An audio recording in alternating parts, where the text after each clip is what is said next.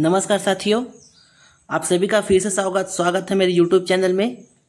आज की इस वीडियो में हम लोग डिस्कस करेंगे CG टेट 2024 का जो एग्ज़ाम कल हुआ है उसके आंसर की के बारे में। ठीक है, अभी हम जो लोग सबसे पहले डिस्कस करने जा रहे हैं बाल विकास एवं शिक्षण शास्त्र के आंसर की। उसके बाद हिंदी, इंग्लिश, ऐसा करके हम लोग पार्ट वाइज इसका आंसर डिस्कस करेंगे। ठीक है, जो मैं आंसर बता रहा हूँ वो एक एक्यूरेट आंसर रहेगी। ऐसा नहीं है कि एकदम 100% सही, लेकिन मैक्सिमम सही रहेगी। ठीक है, इसलिए मैं आप लोगों को पहले से ही बता दे रहा हूँ, क्योंकि व्यापम का कभी कभी कुछ प्रश्नों का गलत आंसर भी ले लिया जाता है और व्यापम का एक अलग ही लेवल रहता है कि वो लोग क्या लेंगे वो लोग ही जानते हैं। ठीक है, तो मैं बताने का प्रयास करता हूँ जो मैक्सिमम चांसेस है आंसर लेने का उसको। ठीक है, तो चलिए फिर स्टार्ट करते हैं हमारा वीडियो और देखते हैं पहला प्रश्न। पहला प्रश्न दिया गया है और मैं बता दूं ये हमारा है सेट बी। तो आप लोग अपने अपने क्वेश्चन पेपर को खोलकर क्वेश्चन को मिलाकर देख सकते हो। अगर आपके पास सेट बी है तो आप कंटिन्यू रखिए, और अगर आपके पास किसी और सेट का पेपर है तो क्वेश्चन को देखकर आप लोग मिलाइए। ठीक है, तो देखते हैं पहला प्रश्न। पहला प्रश्न दिया गया है, छात्रों की बहस करने की क्षमता का आकलन करने के लिए निम्नलिखित में से कौन से प्रकार का आकलन अधिक फायदेमंद होगा। ऑप्शंस दिया है आपको, रचनात्मक मूल्यांकन, पोर्टफोलियो मूल्यांकन, योगात्मक मूल्यांकन और प्रदर्शन मूल्यांकन। देखो, इसमें से आपका ऑप्शन बी जो है ये बिल्कुल नहीं होगा और ऑप्शन सी आपका बिल्कुल नहीं होगा। आपको कंफ्यूजन किस में होगा, ऑप्शन नंबर ए और ऑप्शन नंबर डी में। लेकिन अगर मैं बताऊं आंसर तो मैक्सिमम चांस है आपके ऑप्शन नंबर डी लेने का, इसलिए मैं यहाँ पे आप ऑप्शन नंबर डी को आंसर मार रहा हूँ। ठीक है, तो इसका सही आंसर क्या लेंगे हम लोग, आंसर नंबर डी। अगला प्रश्न है, वैगोत्स्की ने भाषा को माना है, ये एकदम सीधा क्वेश्चन था। क्या माना है, सांस्कृतिक उपकरण माना है, तो इसका आंसर है ऑप्शन नंबर ए। अगला प्रश्न है, बच्चे की बुद्धि एवं विकास का अध्ययन करने की सर्वोत्तम विधि है। तो बच्चे के बुद्धि और विकास को हम जब अध्ययन करते हैं तो वह कौन सी विधि कहलाती है, विकासात्मक विधि कहलाती है। तो सही आंसर हो जाएगा ऑप्शन नंबर सी। अगला प्रश्न है, नीचे दिए गए कथन एवं उसके तर्क पर ध्यान दें एवं दिए गए कूट संकेतों में से सही का चयन करें। कथन आपको दिया गया है, आक्रामकता कुंठा से उत्पन्न होती है, और कारण बताया गया है सभी तरह की कुंठा आक्रामकता को जन्म देती है। देखो इसमें क्या बताया गया, देखिए यहाँ इंग्लिश में पढ़ो तो अच्छे से समझ में आ जाएगा। Aggression arises from frustration and all type of frustration give rise to aggression. मतलब जब हम लोग क्या होते हैं, एकदम फ्रस्ट्रेट होते हैं तो आक्रामकता उत्पन्न होती है। तो आपका कथन तो सही हो ही रहा है। और कारण क्या बताया यहाँ पे कि सभी तरह की कुंठा मतलब सभी तरह के फ्रस्ट्रेशन से आक्रामकता को जन्म देती है, या फिर सभी तरह की फ्रस्ट्रेशन से आक्रामकता होती है। तो ये बहुत हद तक सही है, इसलिए मैं इसका आंसर ले रहा हूँ ऑप्शन नंबर ए। कथन एक तथा कारण दोनों सही है। ठीक, इसका सही आंसर है ऑप्शन नंबर ए। अगला प्रश्न है, बहुसांस्कृतिक कक्ष के मूल्यांकन में एक शिक्षक यह सुनिश्चित करेगा कि मूल्यांकन उपकरण विश्वसनीय एवं वैध हो। तो ये नहीं करेगा। ठीक, ऑप्शन बी क्या दिया है, छात्रों के सामाजिक सांस्कृतिक संदर्भ को ध्यान देना। ऑप्शन सी है, विद्यालय प्रशासकों के अपेक्षाओं के अनुसार न्यूनतम अधिगम स्तर का अनुपालन हो। और ऑप्शन डी है, मूल्यांकन उपकरण मानकीकृत हो।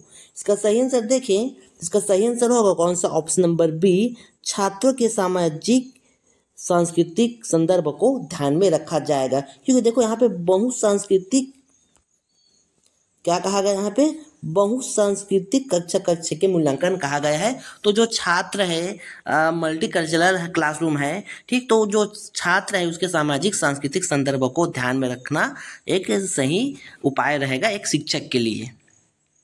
अगला प्रश्न है, स्मृति में सुधार तब हो सकता है जब सीखी जाने वाली जानकारी क्या हो, व्यवस्थित हो। आप लोगों को पता ही होगा, ये इसका सही आंसर होगा। अगला प्रश्न है, किसी बच्चे की मानसिक आयु 5 वर्ष है तथा काल अनुक्रमिक आयु 4 वर्ष है, तो बच्चे का IQ लेवल क्या होगा। इसका कम से कम 8-10 क्वेश्चन में आप लोगों को मेरे MCQ क्विज में कराया था। इसका सही आंसर हो जाएगा कौन सा, ऑप्शन नंबर डी। कैसे आता है आप लोग जानते हो, IQ में क्या करते हैं, जो मानसिक आयु को कालानुक्रमिक आयु से भाग देते हैं और इसको गुणा करते हैं 100 से। मैं कम से कम 8-10 क्वेश्चन कर रहा हूँ इसका। तो देखो, इससे 100 को डिवाइड करेंगे तो 25 बार में जाएगा 25 का गुणा 5 से होगा तो कितना आ गया 125, तो सही आंसर है 125। अगला प्रश्न है व्यक्तिगत भिन्नताओं को पूरा करने में शिक्षक की क्या भूमिका होनी चाहिए। ऑप्शन ए है व्यक्तियों की योग्यता, रुचि एवं अभिक्षमताओं को जानने का प्रयास करना चाहिए, बिल्कुल सही है। ऑप्शन बी है पाठ्यक्रम को व्यक्तियों की आवश्यकताओं के अनुसार समायोजित करने का प्रयास करना चाहिए, तो ए भी सही है। तो सही आंसर कौन सा हो जाएगा हमारा, ऑप्शन नंबर सी, ए और बी दोनों सही हैं। अगला प्रश्न है नीचे दिए गए कथन एवं उसके तर्क पर ध्यान दें एवं दिए गए उत्तर कुछ संकेतों में से सही उत्तर का चयन करें। कथन आपको दिया गया है दैहिक उत्तेजना के आधार पर यह पता लगाया जा सकता है कि व्यक्ति झूठ बोल रहा है या सच, तो बिल्कुल सही है। आप लोग बॉडी लैंग्वेज से पता लगा सकते हैं कि व्यक्ति झूठ बोल रहा है या फिर सच।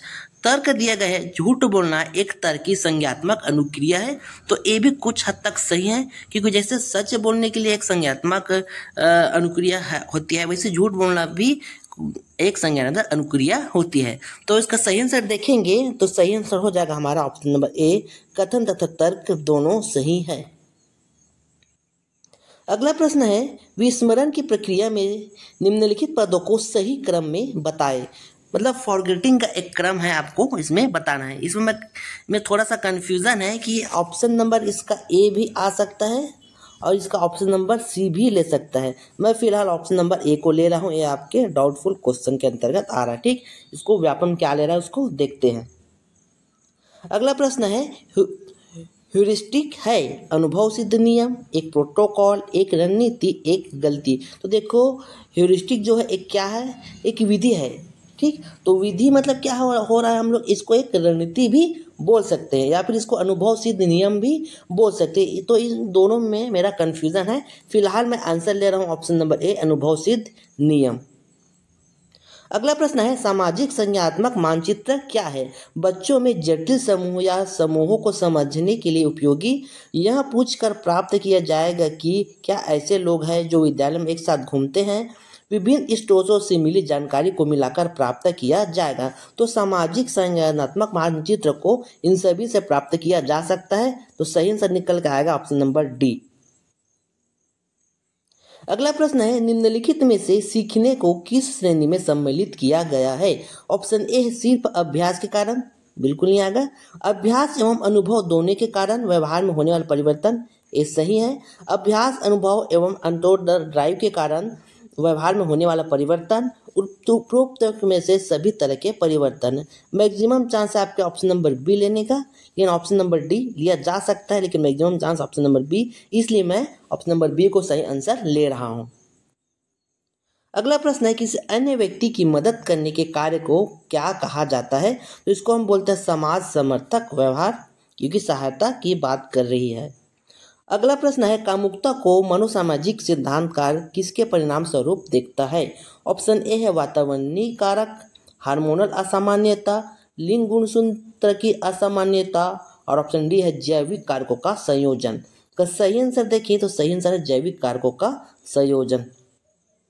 अगला प्रश्न है अपसारी चिंतन सृजनात्मकता से संबंधित होता है, यह कथन किसका है। इसको भी मैं कम से कम 2-3 बार कराया हूँ, गिलफोर्ड का है। अगला प्रश्न है गलत विकल्पों को चुनिए। समावेशी शिक्षा एकीकरण प्रक्रिया को सुदृढ़ करती है। समावेशी शिक्षा शिक्षण अधिगम प्रक्रिया का विश्लेषण करती है।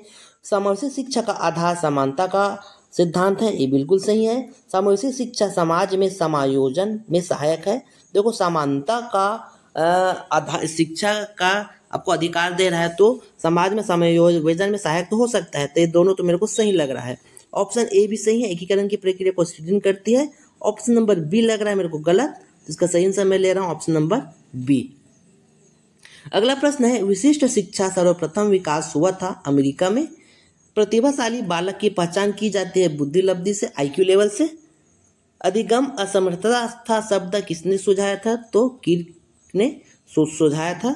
सीखना क्या है, व्यवहार में अपेक्षाकृत स्थायी परिवर्तन को हम लोग क्या बोलते हैं, सीखना बोलते हैं।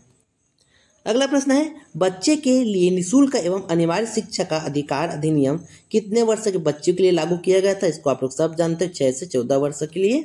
शिक्षा का मुख्य उद्देश्य होना चाहिए व्यक्तित्व का विकास, ये भी मैं आप लोगों को कराया हूँ।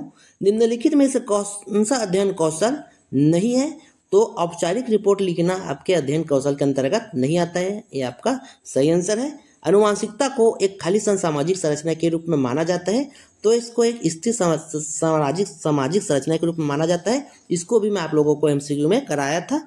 एक इतिहास शिक्षक ने प्राचीन भारतीय वास्तुकला पढ़ाते हुए छात्रों के लिए स्थानीय ऐतिहासिक स्मारकों का दौरा आयोजित किया। यह उदाहरण है। ऐसी टाइप के मैं 2 प्रश्न आप लोगों को एमसीक्यू में कराया था, तो आप लोगों को मैं बताया था इसके बारे में। तो इस प्रकार के जो पढ़ाने का तरीका होता है उसको हम लोग बोलते हैं अनुभवनात्मक शिक्षण विधि। क्योंकि देखो जैसे मैं एक स्मारक के बारे में आपको बता रहा हूँ, लेकिन वहाँ आपको सीधा वहाँ ले जाके उसको दिखा रहा हूँ, तो क्या कर रहे हो, उसको आप अनुभव कर रहे हो। इसलिए इसका सही आंसर हो जाएगा अनुभवनात्मक। प्रयोजना आधारित नहीं होगा, गतिविधि आधारित नहीं होगा। ठीक, तो सही आंसर है ऑप्शन नंबर बी।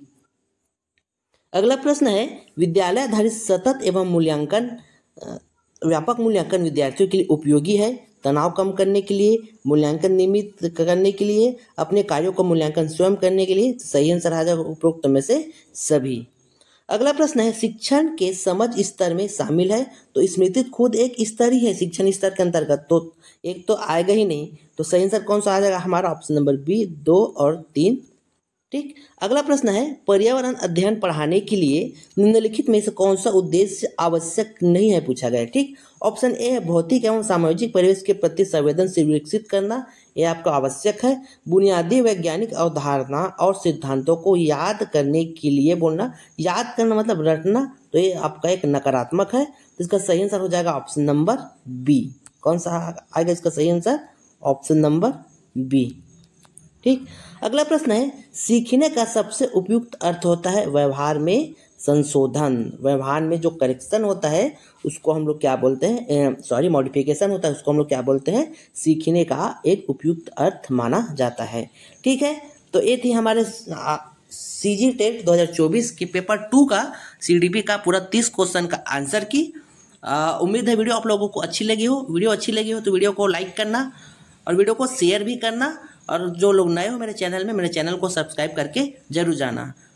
ठीक है, इसके बाद अगला वीडियो मैं कुछ ही देर में लाने वाला हूँ, उसको भी मैं जल्दी से जल्दी अपलोड कर दूंगा। पार्ट वाइज करते हैं ताकि आप लोगों को थोड़ा जल्दी देखने में आसानी हो। ठीक है, तो मिलते हैं अगले वीडियो में, तब तक के लिए आप सभी को जय जवाहर जय छत्तीसगढ़।